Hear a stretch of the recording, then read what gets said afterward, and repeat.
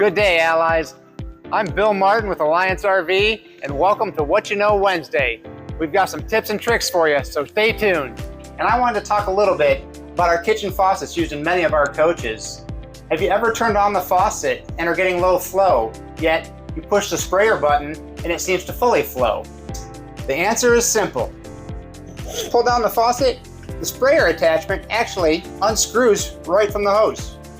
From there, a flathead screwdriver, you're going to see a ring that's got little notches on the top side of that.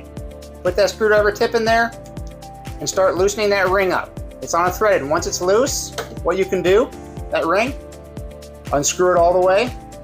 Once undone, you remove the button latch here for the sprayer, just pops in place. Now the whole assembly can come out from the housing. With that done, you have the end piece on here, little retaining clips. Undo those retaining clips, the whole sprayer end of the faucet comes out. This is the aerator.